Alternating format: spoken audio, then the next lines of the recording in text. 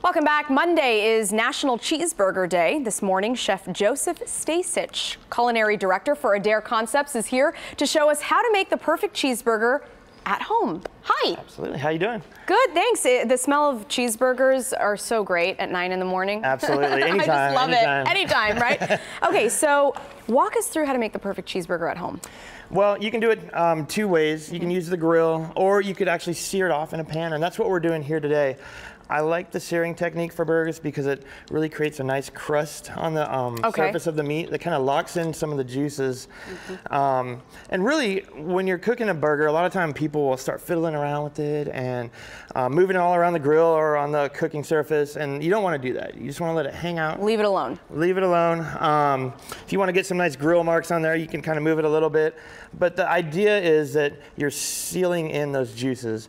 And what'll happen is if you have it, and when you put it on the grill, you'll see the surface start to bubble a little bit, and that's the juices moving upwards. And at that point, I always flip my burger over, which I've done here, and you'll see that the juices are starting to move this direction now. Got it. You want to trap all that juice because that's where all the flavor is. At this point, when you see the juices kind of bubbling on top like that, it's probably about medium rare, and you can let it ride out a little bit longer to the temperature of your liking. Right. What is the temperature that you should keep the grill or the pan? I mean, should you leave it at like a minimum, a medium?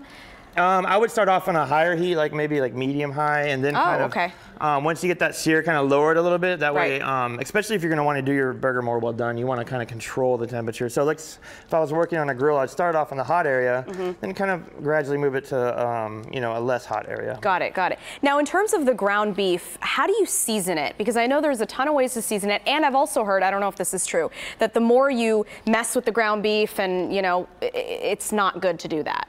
It's true. Well, first you want to use a really, really great product, a really great grade of beef. At our restaurants, we use 44 Farms, which is actually the cattle's raised here in Cameron, Texas, up north. And so it's a great product. As far as seasoning it, you want to liberally season it. Because what happens, especially like on a grill, a lot of times that seasoning starts to fall off a little bit. Yeah. So if you put a little bit extra, it'll come through at the finished product. So we're thinking salt, pepper. I just like to do salt and pepper, but you can use like anything you want, really. I mean, you could, you know, throw some sort of curry spice on there if you wanted, or anything really. Right.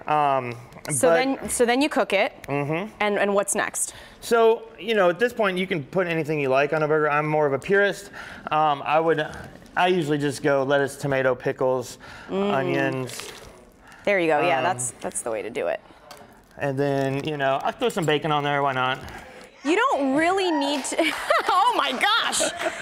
I like a lot of vegetables on my mind just because I just like a big burger. Obviously, you can see. Obviously, yeah. You know, throw a little tomato. And you know what? It's not very, what you're doing is not very complicated, right? No, I mean, this is. But it's still so delicious. It really is. Oh, I totally forgot the cheese, but that's okay. That's okay, I'll eat it separately. Yeah.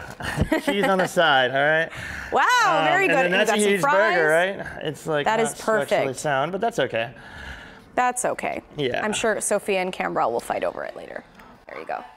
So give us some information about Adair Concepts. So Adair Concepts, we own 3 different restaurants here in Houston. The original is Adair Kitchen over at San Felipe and Sage.